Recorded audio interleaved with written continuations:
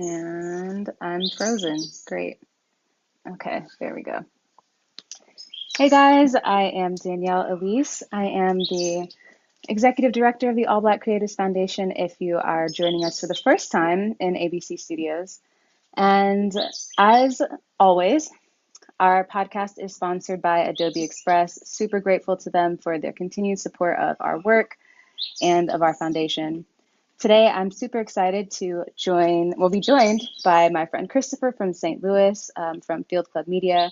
We're going to chat today about community and curation and the newest exhibit that he's got going on in St. Louis.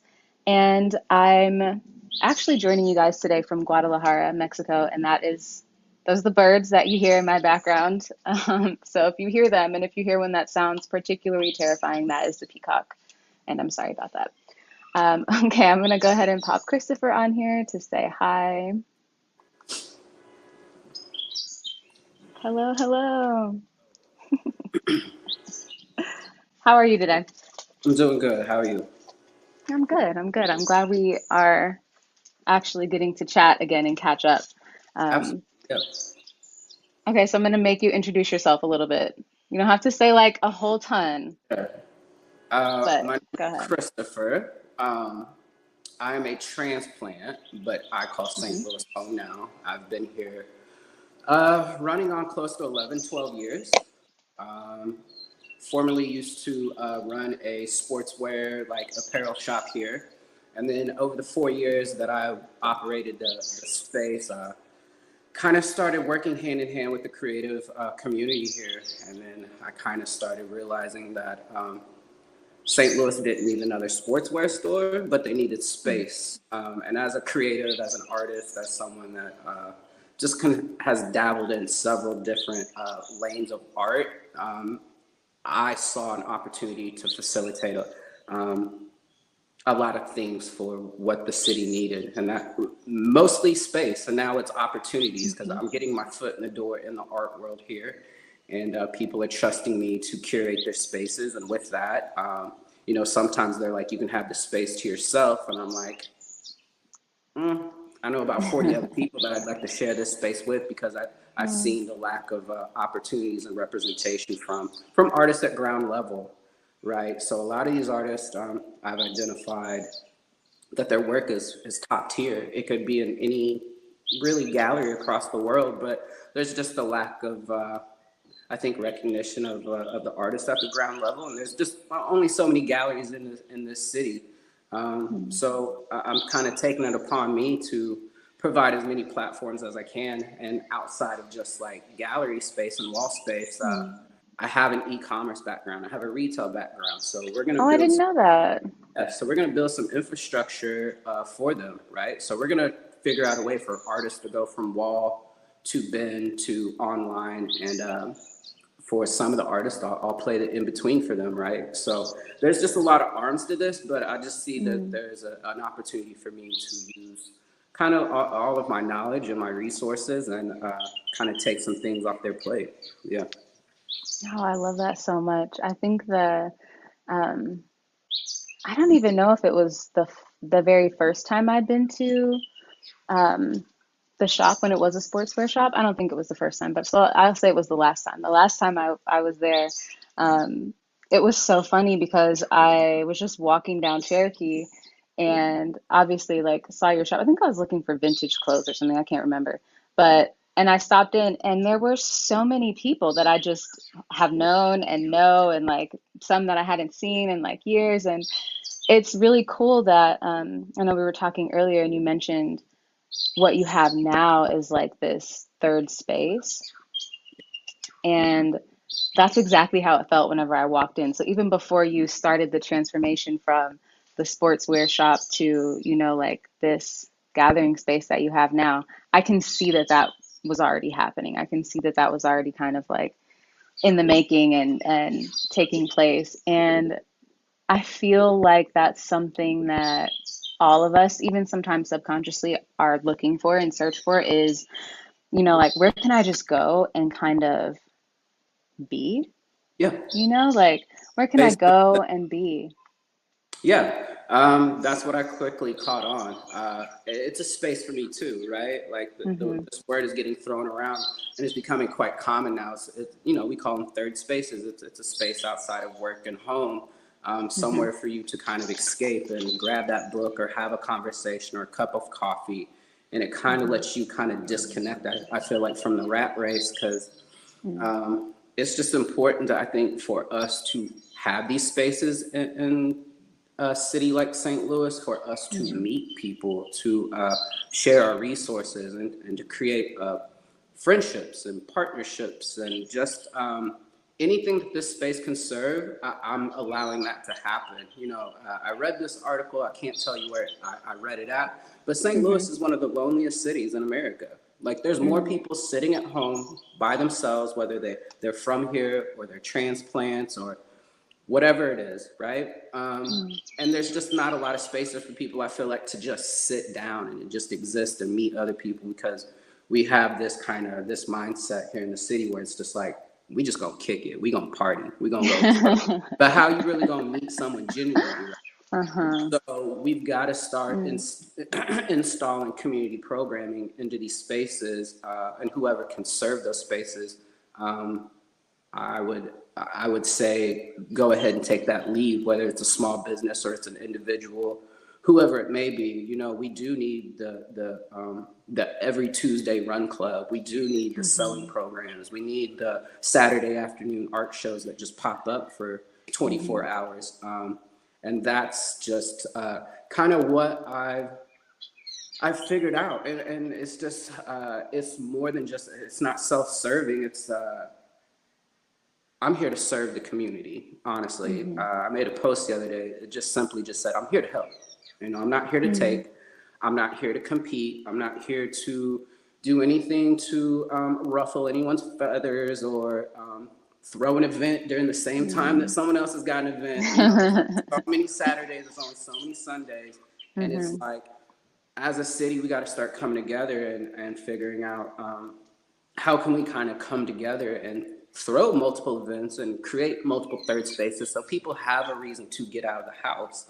I hear Mm. from a lot of people that are transplants or even people that have lived here forever, I don't have nowhere to get a fit off. Where am I going to go? Everyone's like competing for the same day, so Mm. everyone like backs off and they're like, oh, someone else Yeah. is doing something. Well, that's a trickle out effect, and it's Mm. detrimental because then people go, there's only one thing. I'm not getting out on these crazy streets. I'm not gonna like, Mm-hmm. you know, burn this one outfit up. I'll just wear this when I go up to Chicago or when I go to LA. So we Mm. gotta start like cultivating like experiences and multiple things for people to feel like they have a reason to get out of the house, and Mm-hmm. you know, it will help. I feel like the small business, the commerce, the arts and entertainment here. You know, we get people to stop just ordering off Amazon and Uber Eats, and Mm-hmm. you know, as a small business owner, I see the lack of foot traffic in a lot of areas here. There's nothing to really do other than let's go kick it on Friday and Saturday. And what's Yeah. crazy to me is like St. Louis wants to act like a small city. Like, oh, we're just gonna stay in the house until like Friday night, and then we'll go out Mm-hmm. Saturday, and then Sunday I better be in the house. Like, we're a major city. Like, Mm-hmm. we can have programming and art shows on a Tuesday, Wednesday, Thursday. And people come out. Absolutely, People yeah. come So out. it's we got to kind of start shifting our mindset as to like how do we utilize the days in the week, and Mm-hmm. I think that's what I'm going to accomplish here is every day is going to be eventually filled with like, I call it like, you know, the programming that you see when you flip on the TV and you see all the channels from 7 to 8, Yep. and you see from, that's what I foresee like happening here, where like there may be a run club or a sewing thing going on from 7 Mm-hmm. to 8:30, but from 8 to 10 there may be something else going on. So I want to create overlap. That's You know what it basically. reminds me of? It reminds me a lot of like, um, so like I grew up in St. Louis, and like one of the things that we took advantage of as kids a lot was like the rec center, you know, and we'd go to the rec center. I mean, there's always something, you know, like there were swimming classes, there's basketball, there's what I mean, just like all kinds of like random stuff, and that to me existed kind of in that realm of what you're talking about too, you know, like that third space. Another I think third space for me as a child was the library, and like all of them. But and we have some cool libraries in, in St. Louis too. And so like was always at the library on South Grand, like just I joined a theater club there, and like with all of my siblings, one of who just graduated as a theater major, so like there's just a lot of really cool, I think, opportunities as adults too to have that same thing. And you talked a lot about kind of like the loneliness epidemic, and that's something that I think all of us experience as adults. I mean, kids experience it as well, but like we experience it also as adults in like smaller ways. And then I think when the pandemic first started, we were all locked down and kind of in our houses. Were you in St. Louis at that time? Yeah, I was, you were. yeah. I just started my store. That was like really intense, and we have this global experience of loneliness. We had this global experience of this isolation, and then these all of us having these like nostalgic memories of like, oh my God, I should have taken advantage of like just going to sit over at my friend's house for no reason, and just like meeting at the park for just all these different things that um, kind of rushed in, and we're just like, wow, community is literally keeping me alive, and this is something that I need, I want. I talk a lot about how like my passion is connecting people, and my passion is like, yeah, really connecting and celebrating people, um, and that's one of the reasons why I love doing this. I get to talk with people from everywhere and hear about your passions and connect, and people watching you get to see your story and hear more about you and be inspired or encouraged about something that they might be doing or might even have aspirations to do. Absolutely. But yeah, like building communities and strengthening communities is literally, I think, one of the most important keys to our survival. Not only our survival, but like also like for us to thrive, for us to continue in both the liberation work that we do, the love work that we do, our passions, all of it. So I really do. I think it's really cool. I really appreciate what you're doing. I do have one more question for you too, though, about the name. Like, why Fields Club? Like, So the why previous, sports? Yeah. yeah. So the previous sportswear store was called Profield Reserve, and then we Mm-hmm. started throwing these like community events every other Friday with my great friend Michael Franco. He comes in. He just he's like me. He understands the importance of bringing people together and providing a space for them. And he just came in one day and was like, when do I get the DJ here? And I was like, well, you know what? I've been thinking about this, right? I've been waiting for someone to come along and say, like, hey, when can I DJ here? And I've got some ideas. Like, can we start throwing some, like, basically programming and start getting some people in here every other Friday? So we started calling them field clubs. And then, Oh, we're cool. documenting them. People are taking pictures. It's starting to evolve into other things. So it was just another way of like calling Profield Reserve like something else. But then Yeah. it's building this like really beautiful community, and I knew that like what I was going to do after this was going to be community based. So I wanted to Mm-hmm. carry that over. And I think with like the age of social media we are in, we kind of what I want to say is Field Club Media, we're here to celebrate each other's wins, right? We're here to Yeah. document each other's wins. We're here to Mm-hmm. not compete. We're not here to knock anyone off their pedestal. It's as a group, help me get this city to like this other level of like, what does this look like as a major city when it comes to the arts and Mm-hmm. entertainment and for community and third space and all these things. So yeah, it just kind of made sense to me. But what's really cool about like Field Club Media is I'm always been sports leaning. I was that like athlete growing up that like on the back end, I'm like painting, Mm-hmm. I'm doing pottery. I draw. Like a lot of people just think I just design shirts and like into sports. And it's like, I've always had this passion of like sports and art. And even as a kid, I was always like, which is crazy that I'm throwing art shows that are kind of sports leaning. And when I say sports leaning, you're going to see like with this show coming up next week is you're going to see some phenomenal photographers that do sports photography. They do sports Hmm. photography for like the Masters. They've traveled to Paris and have documented people in streets riding bicycles. It runs the gamut. So even providing a space it's almost niche, but it's like also broad in scope too, because St. Hmm. Louis it's a sports town and an art town. So Hmm. what better to like blend the two and like show both worlds like overlap. So when you come to my shows, you're gonna see sports leaning stuff, but you're also gonna see just regular beautiful work that is just made by someone that's not even really into sports, but they understand it like Hmm. a space can be curated and laid out in a way that I feel like is beautiful and impactful. I curate spaces like I would almost like a house. You know, even though I'm into Mm. sports, I'm not going to decorate my entire house with sports photography and sports prints. I'm going to be like, Uh-huh. oh, I really love this, you know, and it could just be a tapestry or a design or whatever it may be. So Hmm. that's kind of how I approach this is I want to make it accessible. I love that people can kind of come in and see themselves within the artwork or even being able to just show up in a sweater and a pair of shorts and just be very just being able to approach the work in just a casual way. I think it's just such a fun, cool way to introduce art to people that may be interested in it. So Hmm.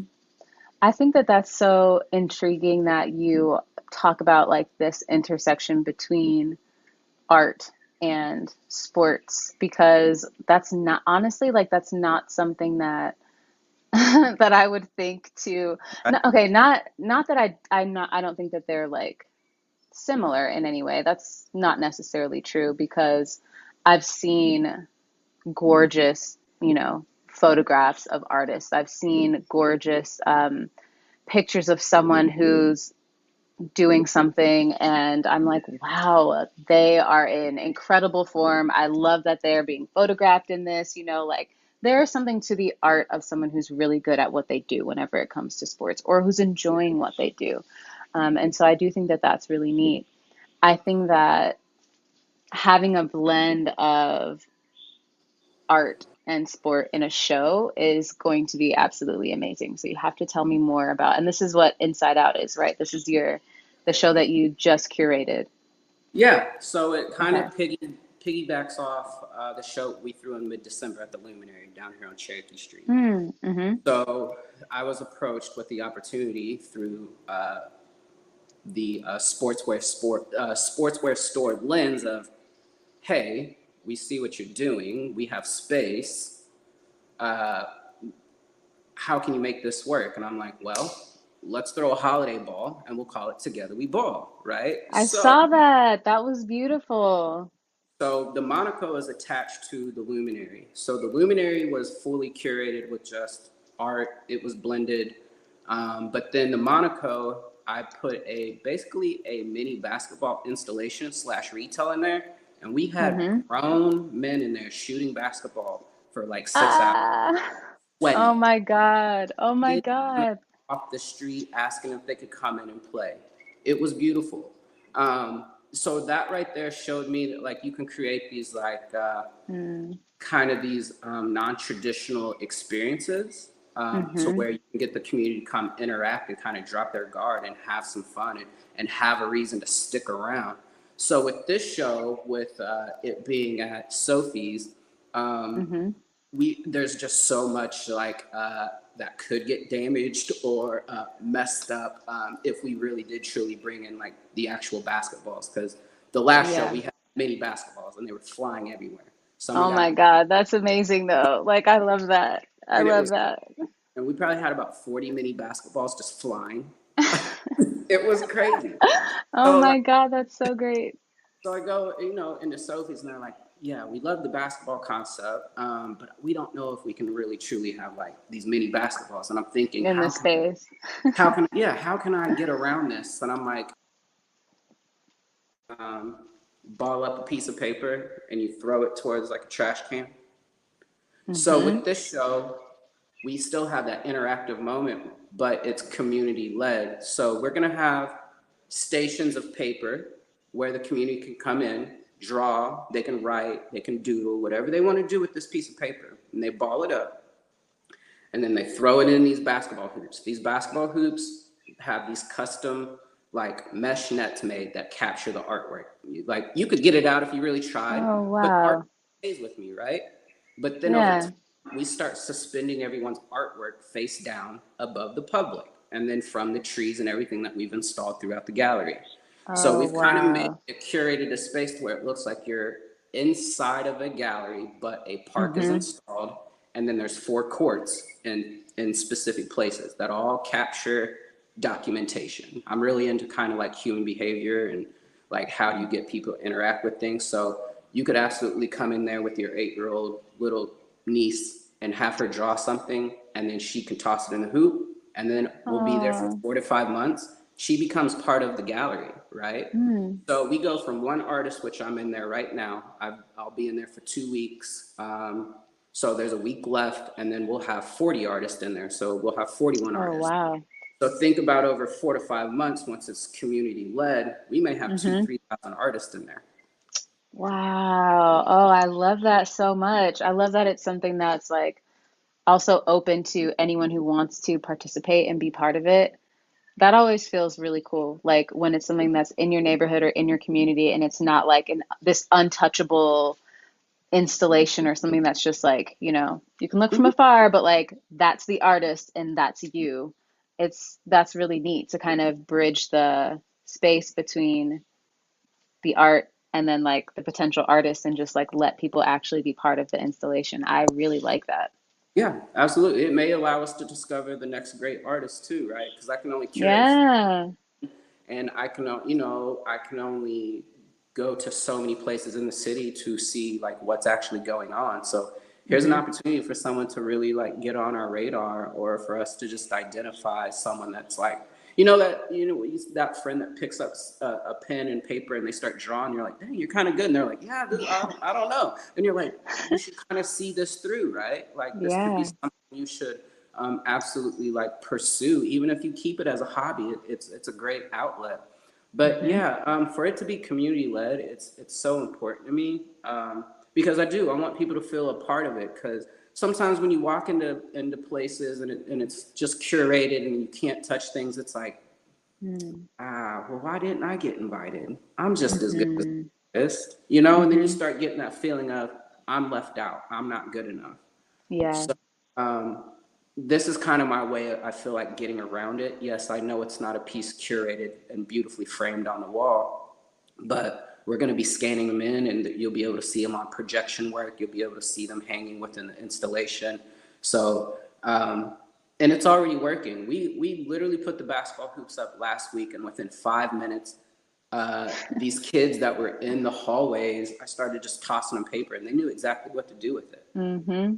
And Of they started course. on it too, and I was like, no, like they were straight hooping on it, like they were Oh grown my people, God. right? So they're like drawing, they're probably 13, 14, 15, right? I Hmm. don't know if they've ever experienced anything like that in the city, but they were just there for a fashion show, and they're just Yep. hanging out in the hallways, and next thing you know, they're shooting hoops and like guarding each other and windmill dunking, and the teachers are like, what are you guys doing? They're Don't like, touch wait, anything. wait. And their teachers are like, stop. And they're like, he told us we could. And I'm like, cool, right? So it's interesting Yeah. how this is going to transpire over the 4 to 5 months once it starts getting in the hands of even more community, because I want to get this Mm. into the hands of like the summer schools, and like the kids Yes. just need a cool little spot to like duck off in the afternoon with their, whether it be homeschool groups. But then on the other side of that, what does this look like at 11:30 p.m. on a Saturday night after people have had 5 or 6 drinks, right? Hmm. Who knows? But Who you're gonna knows? see people just on a random weekend just sitting in a corner drawing, and then we're gonna have an opportunity for people to scan QR codes where you have curated playlists, because we can't pump music through the Oh, hallways. cool. Yeah. Put your headphones on, sit, draw. Like you could stick around for a couple hours if you wanted. You're not limited to one piece of paper. And then we'll also have to where individuals can shop off the walls too. So we're going to QR code up, and any of the artists that opt in, someone could buy straight off the wall too, and then come pick it up within. I love So it. I love that. It's so cool. I think too, just like even the focus on this show and your last one of basketball, because growing up in St. Louis, like that was one of the things that we saw happen so often was like our nets being taken down, off yeah, of, I mean, even just like it's really crazy because the neighborhood that I grew up in South City is like quickly gentrifying. Like they tried to take my dad's childhood, my childhood house, like just taxing him for having a garden in the backyard, like unsanctioned greenery. And we had a huge basketball hoop like right in front of our house that my dad bought and put in the street. And like that's where all the kids would come to our house to play because the court on the corner, they took down all the nets. And that stayed that way up until maybe 2 or 3 years ago. And now there's like a lot full of condos just like on the corner where we used to play basketball. And then they took them like, so it's and that's an experience that a lot of people growing up in St. Louis have experienced, like, yep, they took the nets down. Like they don't want people playing. They don't want us playing ball. yeah, we're slowly getting the courts back. I know, I see. I love it. Yeah, and it's like, to me, it's like you're starting to see these courts filled with all these kids, and we're able to just Hmm. walk down there on a Sunday afternoon at 4:30, and there's 30 kids there playing, just having a great time, right?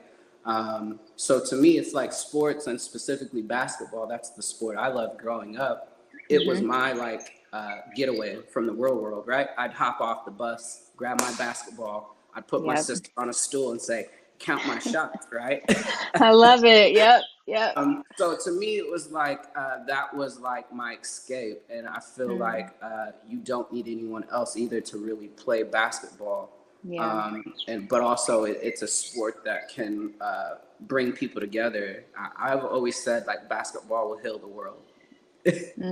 Oh, I love it. Yeah, I know, kind of corny, but it you already see kind of how it's. I know this is crazy, but like you're already seeing how just these two new basketball courts within the same community, right? We just got a new basketball court in Tower Grove. We just got the new Love Bank, Mm, and they're full every weekend, right? yep. Full, diverse, people from all Mm-hmm. different walks of life sharing courts together.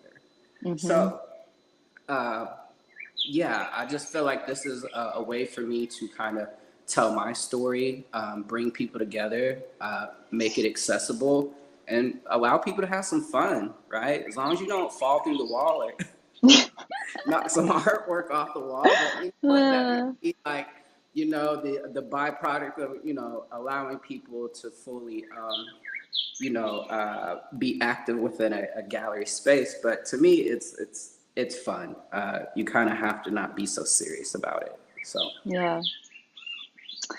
Well, I love that. And thank you so much for sharing your passion, your inspiration, your time with me today. Like, this has been so great. And um, I absolutely look forward to actually physically getting to collaborate on something with you at some point in St. Louis. yeah, we definitely will. And I'm not going anywhere. But I've told people this is a forever mission at this point.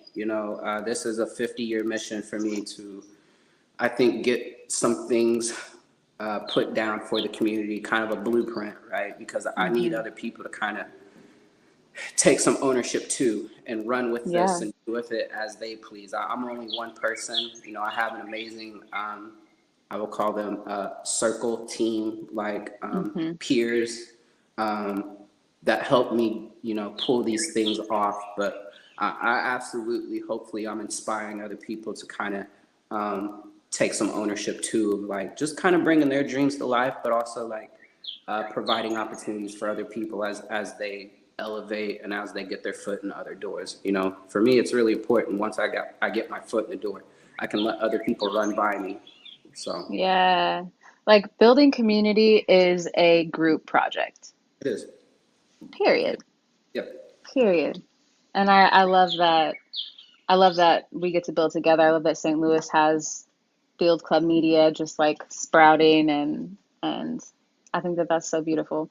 Thank you. Okay, tell us when your new show opens and where. Little details. So June 8th at Sophie's Artist Lounge, Midtown Arts District, we will have the opening exhibition and artist celebration from 6 to 8 p.m. So from 6 Okay. to 8 p.m., we're going to unveil all the artwork on the walls. Uh, from the looks of it, we'll have anywhere from 70 to 80 pieces curated throughout, like salon style. Wow. So it's not going to be just like art, art, art. It's going to be art, Hmm. art, art, art, art. Yeah. We'll have the basketball installation community, interactive things in specific areas. But beside that, I'm kind of ingrained in the music scene here too. So it's my opportunity. You know, Sophie's and the Kranzbergs are so kind, and they're like, we have a stage you can activate too, because they know like I Love kind of that. have my hands in a lot of things. It's not just the visual art, it's also, the music side of it too. So this is a way Hmm. for me to blend both worlds and really get everyone exposure, give them a platform. So while you're here looking at all this art, come outside. You're going to see some of the best artists right now that need a platform, need new ears, need new eyes on them. So we're going to have a good time. We got a DJ inside, a DJ outside, 4 live performers, food trucks. Yeah, Hey, it'll be a good time. And then after party from 8 until 1:30. So we're going to stick around, beautiful. have a great time, right? It's all ages from 6 to 9:30, or 6 to Hmm. 9, and then from Hmm. 9 until after, more grown up. But Hmm. I foresee a really good turnout. I don't see why not. Together We Ball, we had no press run, we had no paid ads. We pulled 500 people organically with word of mouth, Oh and my God. that was only with 17 artists. That So is think amazing. 40 artists plus 4 performers, 2 DJs, food trucks, all that. I expect a lot of people to turn out. And hopefully this is kind of the blueprint for me to kind of do more things like this with the Hmm. Kranzberg.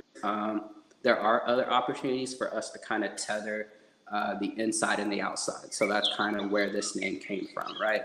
So it was kind of a play on words of, indoor, outdoor court. I wanted to Hmm. call it inside, outside, knowing that hopefully I'll be entrusted with more activations over the 4 months. So, because we're not going to sit on our hands after the opening, like we're going to be creating content and platforms for the artists, headshots, small interviews, segments, whatever it may be, right? Getting their prints in front of people where we can have kind of quick pop-ups down here on Cherokee Street. So kind of one Hmm. of them, you're on the wall over in Midtown, but hey, this artist for the weekend has a pop-up over here, right? So we're gonna stay active for the 4 to 5 months because you don't really get opportunities like this. So I want to take Yeah. full advantage of it, and I just don't want to just walk away after the opening and be like, we're done. Cool. Hmm. Enjoy it, right? This is very much an opportunity for people to hopefully, it puts what I call it, putting a battery in their back. I don't want these people that I know are phenomenal artists when they get to their 40s, 50s, 60s, looking at their kids or their friends and saying, I used to do art, but no one cared. Yeah. So I just Yeah. stopped, right? And we know so many people like that have stopped Hmm. music or stopped making art because no one just cared. They Hmm. never was provided an opportunity. So this is a chance for me, hopefully, to put a battery in people's back for them to feel like I am an artist and someone is watching. Because a lot of these artists, I'm not going to call them hobbyists, but that's kind of what they are. A lot of them, I would say 99% of them are 9 to 5ers.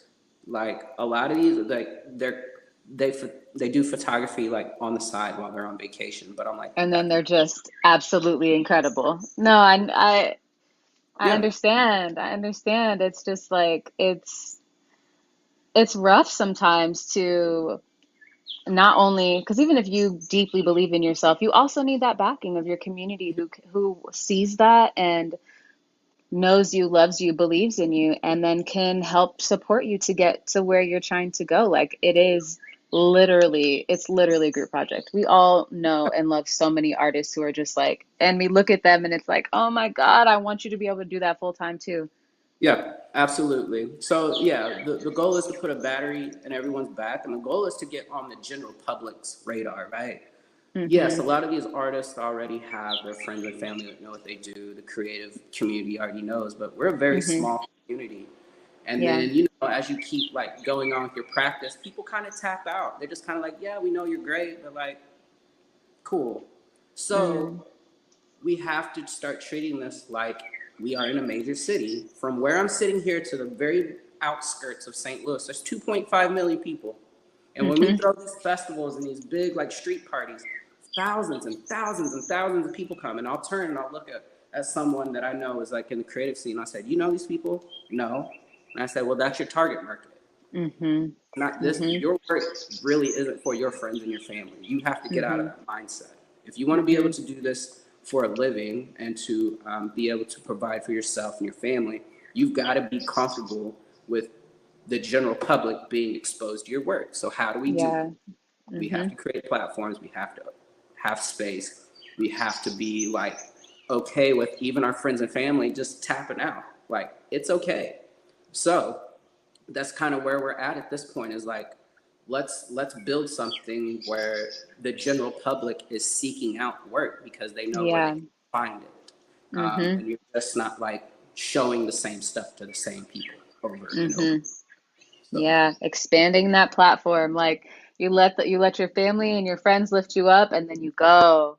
yeah, You stretch out. It yeah, takes a lot of it takes a lot of confidence too to not to expose yourself to a new group of people because there's always the fear of just like, okay, well, I know that like my friends like my ish, but like is a stranger gonna like it? And the answer is yes. Like yes, yes. It's yeah, just the bravery of like yeah, of yes, pushing your own boundaries. because the creative communities are so small, and I'm sure they're very small in other cities too, right? That's kind of why Hmm. we all band together. But you have so many other people that do not aspire to be artists that are looking to Hmm. buy work or to consume Hmm. it, right? Like, but they're going to Target and they're ordering Yeah. artwork off Amazon, and Hmm. but they would support a local creative scene if they knew where to get it. And that's Hmm. kind of where it's lacking in St. Louis, that there's not really a Hmm. space for people to identify saying, this is truly where I can just go get an affordable print. And that's kind of what I'm Yeah. going to bake into this space is we're going to go from wall, like price that obnoxiously. Hopefully someone comes along and buys that $500,000 piece, right? Right. How do we get that $20 print and you sell Hmm. 50 of them a month? Hmm. Yep. So that's kind of what I'm trying to kind of get through to them is like we can find a way for you to find whether it's just a good little chunk of side change a month, right? Like you're Hmm. still gonna have to keep the 9 to 5, but can we make you enough money for it to pay for that car payment, right? Can it Right. pay for groceries? Because we have to be realistic. There's only so many people that can live off their art, but you can also like sustain yourself with some extra money, right? And who knows what that Hmm. leads into? Some great Hmm. opportunity, right? So yeah, it's just important for me. It's bigger than just like let's just get our art, on these walls. It's like let's get these art on the walls, but how can we sell it? How can we get it Yeah. into everyone's hands that would be interested in it and Hmm. educate them on really what's like being created and built right here in St. Louis? Because there's just I think a breakdown of like of how do you access local art and it being accessible. Because we'll throw these print bazaars Hmm. here on Cherokee Street once a year, Hmm. and Hmm. probably thousands and thousands of people, and I'll see artists make $1,000 in 5 hours. Hmm. I'll have That's what people, I did the last time I was in town. I went to the print bazaar. I was like, of yeah. So course, how bought a ton of prints. yeah, how do we create that environment more on a consistent basis where people Hmm. it's like it's not just a once a year thing.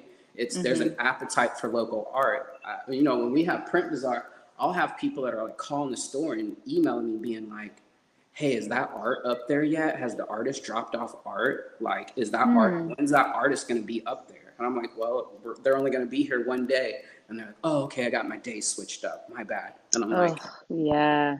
"Well, like." And these artists have followings too, right? But they're like bouncing around from market to market. Hmm. Bad weather may come along, or maybe some of these markets are overly congested. So Mm-hmm. how do we create a consistent and an accessible point of getting that work? So that's kind of what I want to do with this space is allowing artists just to create and to push their followers here to access it. And we don't have to go crazy. You don't have to drop off 100 prints. You can give me a dozen. I promise you, if it's of high Yeah. quality and you have a following, you're probably going to sell 6 or 8 in a weekend. Mm-hmm. Right? Mm-hmm. And then cut that check for you every couple weeks. And then the consistency of people knowing where they can come to buy your art is, yeah, Exactly. that means everything. Because as artists, we don't want to, like, I mean, even though I'm going to make it a thing where I house the art, I ship it for them, all that, but truly the artist doesn't want to mess with that. They don't want to stand in line at UPS or the post office. Most people don't even know how to like weigh their stuff, what type of packaging, Yeah. how do I get it safely, what do I even price it? So it's like, let me just take that off your plate and we can make this equitable for the both of us. And now you can just create art and now you can push them my way and I'll handle it Yeah. for you. Because my background before, I guess, getting into the art world and really like having a physical storefront was e-commerce. I had a previous brand online, but I was also housing a lot of merchandise for athletes and artists on the back end.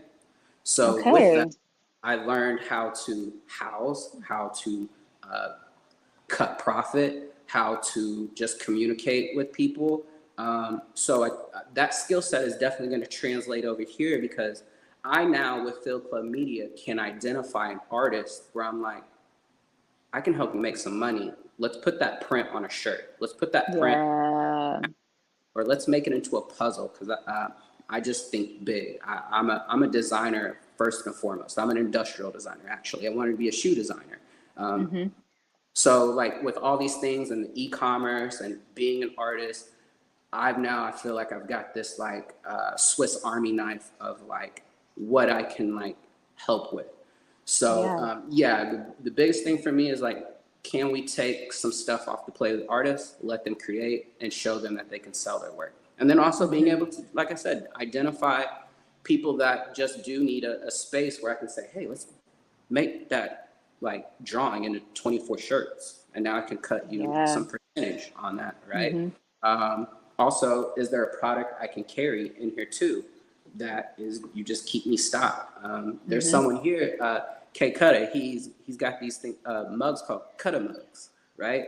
Okay. And he was in here probably a couple months ago, and he was in here doing a beat set. And you know, some of the DJs will bring like little props, little toys or whatever.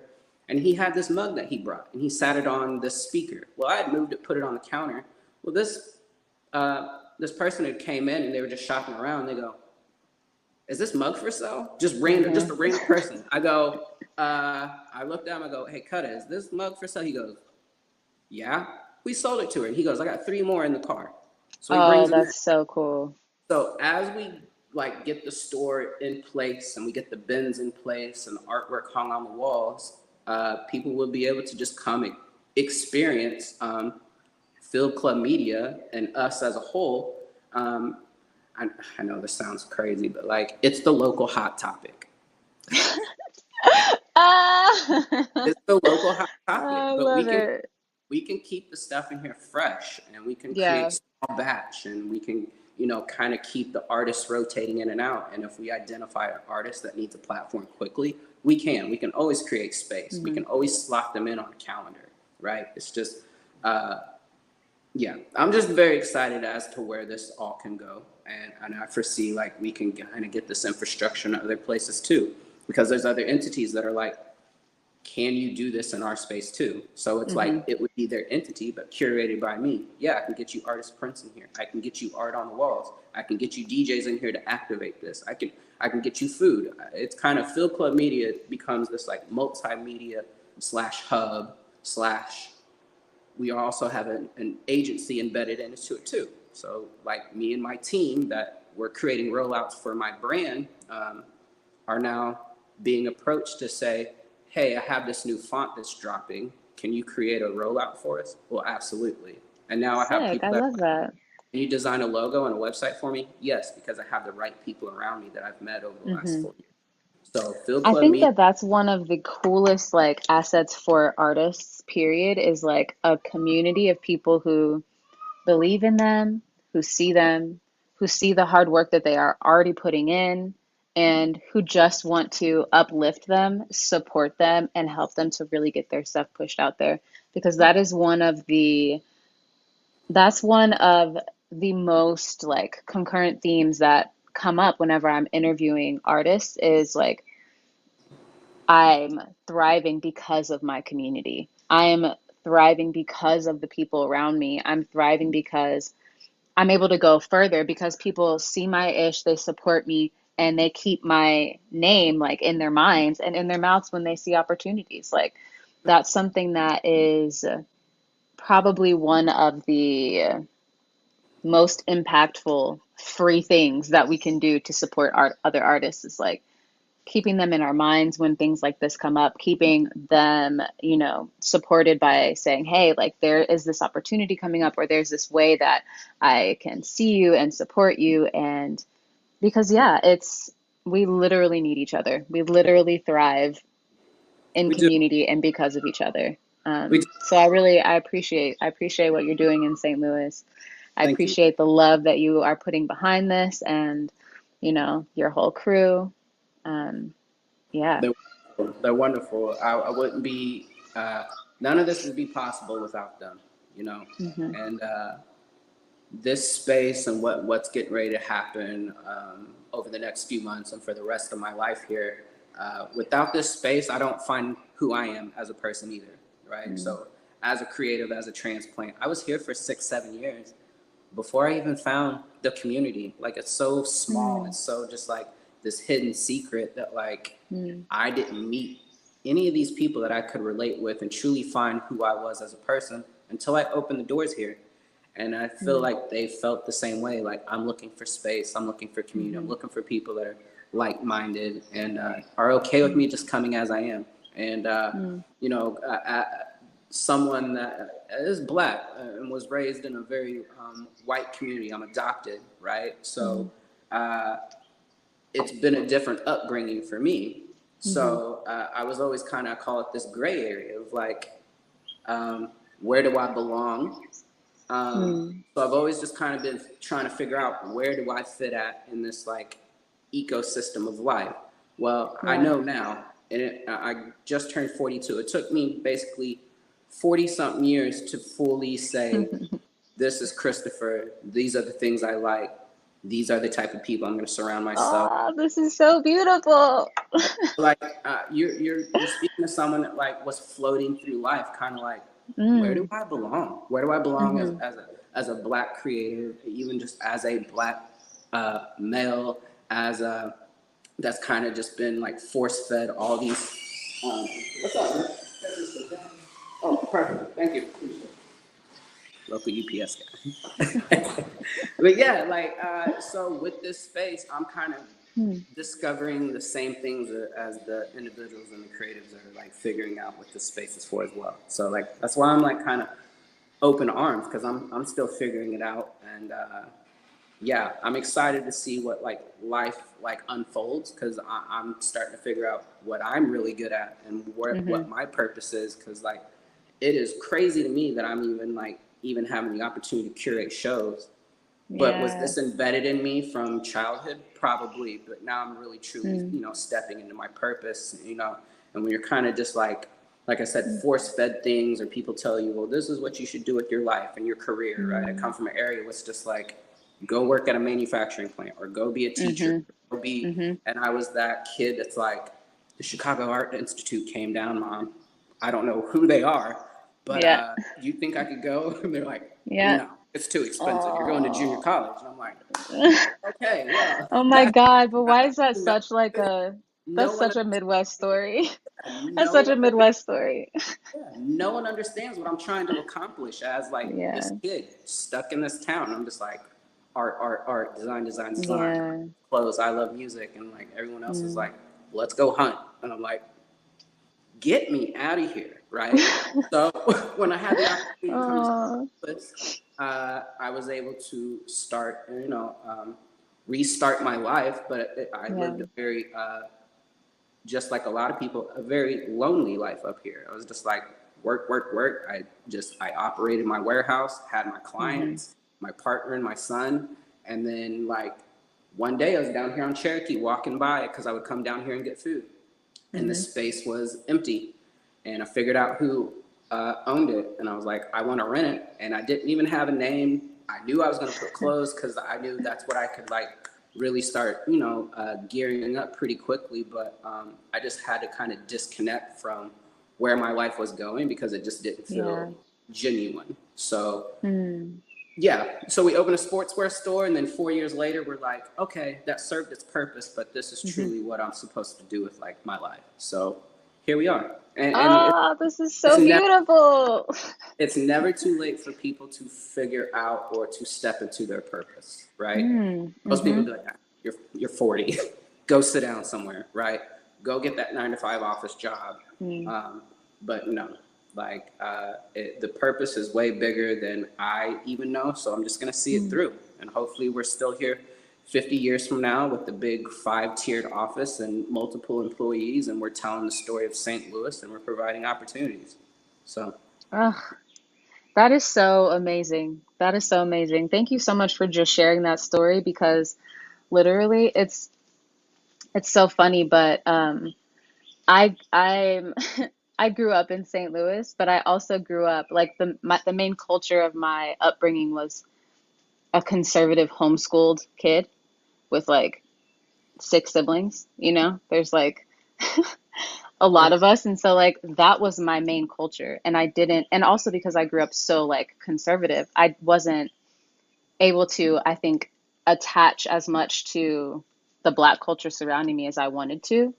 And so I felt very much so like I'm an alt Black girl, you know, like I'm yes. here, but I Am I have like, am I you black? know, That's kind of how am I and black? that I had very much of, you know, a lot of that experience. I obviously have also a lot of like experiences as a Black person, and then also these feelings of like, damn, like there's so much that I don't know. Like if I play Black card revoked, I this is not going to go well for me. Yeah. Oh, absolutely. Yeah. And I and so when we started All Black Creatives, it the whole reason of the name is like all all of us, like everybody. And we launched with celebrating the diversity within the Black community because we are all so multifaceted. We are all so different. We come from so many different places. And I'm not less of a Black woman because I have less of the experiences of some of my peers, or because I was homeschooled and relate to so many other things faster than I'm going to relate to something that my peers are going to relate to. So it's just like very much so the desire to create a space that sees and celebrates all of Black culture, all of it in all of its different ways, and even like globally. And it's why it's so fun to do these interviews and find these stories and listen to because we can all see ourselves in some portion of each other. And I Yeah. think that that is inspiring. It's encouraging. It's like, yes, I relate to that part of that story. Or like, oh my God, definitely same. Or like, is this cool? Am I great? Am I okay to be here, even though I don't like Oh, relate to everyone else? You know, like it's yeah. just, Yeah. Yeah. Yeah. There were a lot of spaces where I'd step into Black spaces, and I'd just be like, I don't belong here. I feel like they're all staring at me like, what are you doing here? Right. But then mm-hmm, I would step in mm-hmm, white spaces, and they'd be like, what are you doing here? Right. mm-hmm, It was always this, mm-hmm, keep calling it this gray area. So I didn't really know how to mm, operate. But in these last 4 years, I've fully been embraced by this community, and they're like, mm-hmm. "You're okay exactly how you are. It's okay how you Yes. talk, how you dress, what you're into, the music you listen to." Um, so it's been very refreshing. So like I Mm, fully just I think that's where the I can just kind of step into my purpose now is because everyone has allowed me to just kind of be myself, and the opportunities have been overflowing since I've been able to step fully into myself. But I can't deny everything that like that I was exposed to growing up, I grew up between a black community and a white community, but I'm Mm-hmm. getting exposed to certain type of music and dressing a Yep. certain type of way. But also one of my homies, one of my best friends, he's a punk rock kid, right? He's, Yep. so like we're kicking it, Definitely. we're playing video games, we're sharing music. So I think a lot of people are like, how, like, what is this that you're doing? And I'm like, it's just an Mm. expression of everything that I was exposed to. Like, Yep.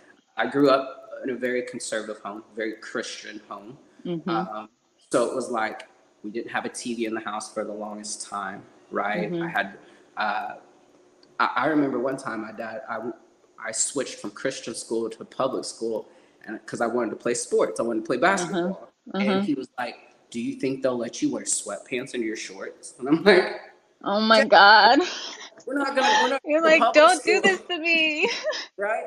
So that's just kind of been like Uh, my whole life was just kind of trying to figure out who I am as like a black mm-hmm. person, just as an Mm-hmm. individual, and then also being a black and being a creative, and you're Mm-hmm. going to this design school that's not really a fit design school, so Mm-hmm. you're just kind of like, what is going on around me right now? Mm-hmm. None of this Mm-hmm. is like really making sense and it's not aligning, but I'm gonna stay on Mm-hmm. this like path of like wherever life takes me. And here we Yeah. are. Like I said, it took very much all 4 years to get here, but Mm-hmm. I look at it as your fight meter, right? When you're playing Mortal Mm-hmm. Kombat or Street Fighter, you got 100 years.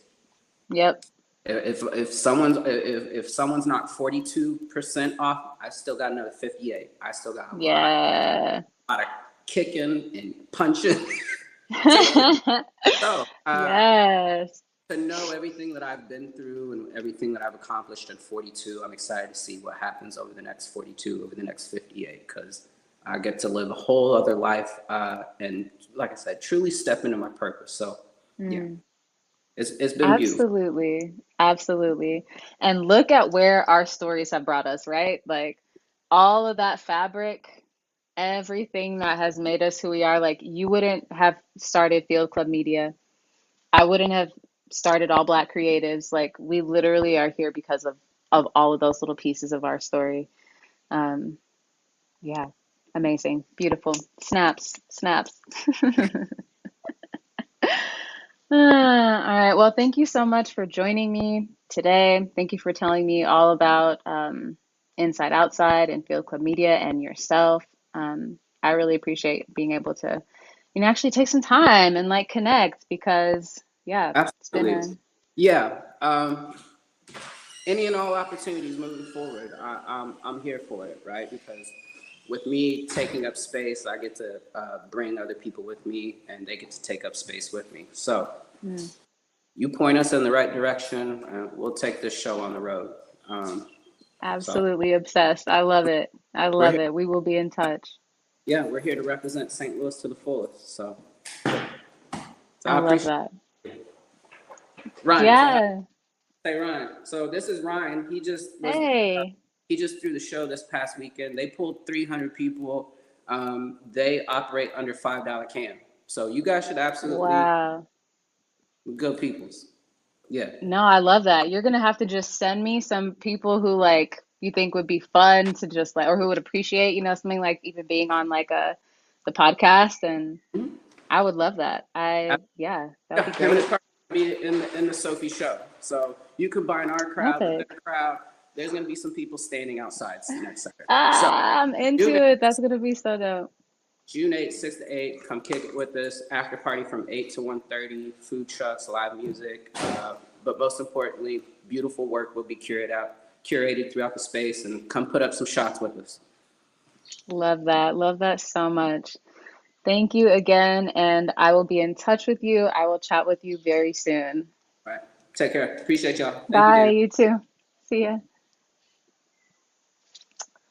Well, guys, thank you again for joining me. That was so cool. Just getting to chat with another curator, community designer, especially from St. Louis, which is my hometown, where my heart is. Sorry, I keep smacking that mic. I hope it's not too loud for you guys. I'm going to show you The design actually, and this wasn't even the final design, but I'm going to show you. This is what we used to do kind of the marketing for this show on social. And this is how I do it for every guest that I have visit the studio. I basically get assets from them, maybe like photo of themselves that they really like, or even a photo of their work. And then I upload it here into Adobe Express. I already have a template that I use for basically every show, and I plug it in. I'm going to show you a little bit of this one. I have a lot of layers for this project because I wanted to show off some of the work from this new show that Christopher has opening, Inside Out. As you can see, there's a basketball back there in the background. We just talked about how that is very close to his heart and his work. And so I wanted to make sure that when I designed an asset, it was using his images and then also something that could really give people a little glimpse of what to expect. So you can see the assets over here to the right. These are all of the layers that are in the project. I've got the background, which is actually, I'll zoom out for you a little bit, which is actually this tree. I moved that to the background and just attached it to the page there, and then imported the rest of my assets. But I wanted to remove the background from them so that they would layer a little bit more nicely, which is really easy when you bring an image into Adobe Express. The image is here, and then as you see on this left side, you can erase parts of the image or remove the background, which is what I did. I'll just kind of show you what that's like. And then, see, there we have background removed, and then I'm actually going to just put it back. Just kidding. But yeah, and then we have our slider to the left, the opacity, and I wanted to make it just a little bit transparent so that you could still see the other layers behind it. And I really love this project. I then duplicated this actual picture of Chris to put it here as well. And I don't know, I just like to play around, and whenever I'm making a piece for someone, I like for it to reflect their style and kind of not take too much away from it. Um, so as you can see, I kind of kept it close to Fields Club Media. I'm going to switch to their website for a second. Because I just wanted to really take from the aesthetics and the vibes of the project and what he was working on and make something that felt like it celebrated that. And also, the easiest thing ever is always to add my logo, because we have the premium version actually of Adobe Express, which I absolutely recommend if you are working with a brand, working with your own brand, or even multiple. And I'm typically working across several. That is going to be on the left-hand side underneath brands. And then I usually just go in, I select which brand I'm working with. And I was working with ABC Studios this time. And here are all of my logos, the colors that are in my brand, and the fonts that I use. I actually did something special with this logo here. As you can see, it wasn't in the original color, and so I went to effects on the left-hand side, and there are a lot of options if you want to change what this looks like. Here it is regularly, and I just wanted to blend the colors of this project to fit the logo a little bit better so it wasn't quite as stark, and that was super easy.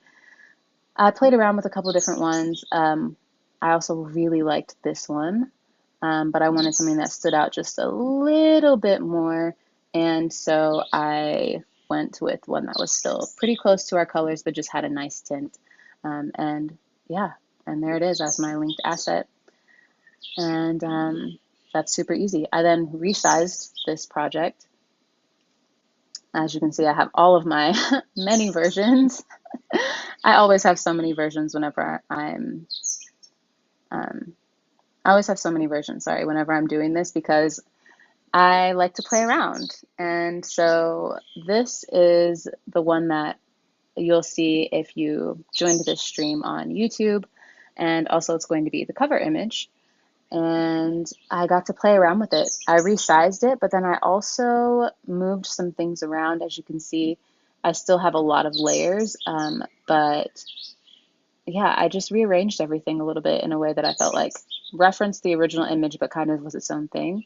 And then I added a little bit of animation to make it a video. And I'm going to show you what that looks like here because I used it. I usually use it when I'm getting ready to start a stream or if I have,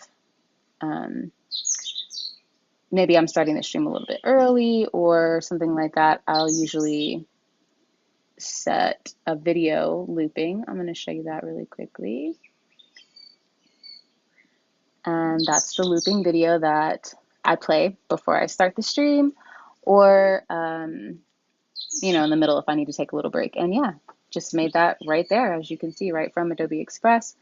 I just downloaded it and let her go, and it was perfect. So it's really easy to create multiple pages within a project and then also to resize them and then download it. Super simple to download it as an MP4. And I didn't have sound on that one because I didn't really need it for, but it's super easy also if you wanted to add some audio and even to edit the animations a little bit. But yeah, I just animated the text, which you can edit anything to do with your text on the left-hand side. And I had it do a little fade in, but there are so many options. You can have it drift, you can have it drop. Honestly, if you're like really into the animation, you can have it spin. I didn't need to do any of that. I just wanted to have it fade in, and then I edited it to fade in softly. But there are so many options for you in this, and it's a really fun thing that I do for all of my YouTube videos or anything that I need a thumbnail for, but I want it to be animated. You can also download it without the animation, and that's also super easy. That's just here. When you hit download, you can select as an MP4 or just a PNG if you're going to do it without any animation or sound. Yeah, so that is how I designed the assets for today's project in Adobe Express. If you have any questions about using Adobe Express, please ask me. It is really easy to use for your business and for your personal things as well.